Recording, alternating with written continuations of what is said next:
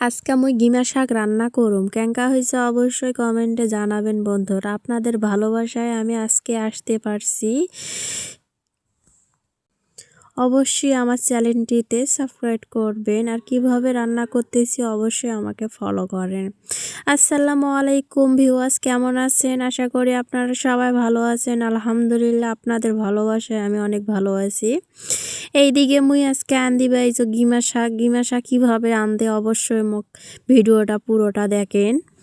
এই তো গিমা শাক রান্না করার জন্য মাছগুলি লবণ ঝাল দিয়ে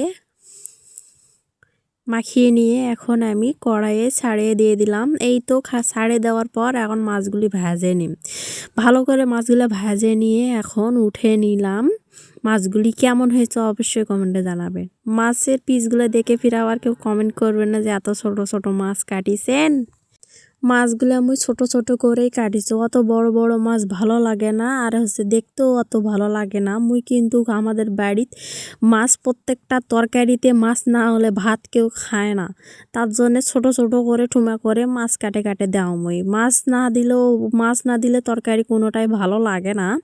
তারপর আমি মাছ ডিম সব তরকারিতে বেনে মাছের তরকারি হোক আর যেই তরকারি হোক অনেক সুন্দর হয়। এই তো এদিক হচ্ছে হলুদ গুঁড়া সব গুঁড়া দিয়ে দিম, এখন ঝাল গুঁড়া দিয়ে দিনু। দেওয়ার পর মুই দিয়ে দিনু এখন লবণ দিয়ে এখন দিয়ে দিম জিরা, পরিমাণ মতো কিন্তু জিরা দিয়ে দিম, বেশি দিলে ফিস জিরাই সেন্ট করবি। এতে জিরা দিয়ে দিনু। জিরা দেওয়ার পর এখন ফির তেল দেওয়ার মনে নেই, তেল ফির দিয়ে দিনু, দিয়ে এখন খুন্তি দিয়ে এখন নাড়াচাড়া করে নিম।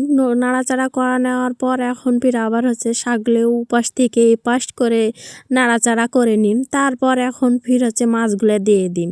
এই তো মাছগুলোর মধ্যে দেওয়া হয়ে গেছে, এখন ফির পানি দিয়ে দিম।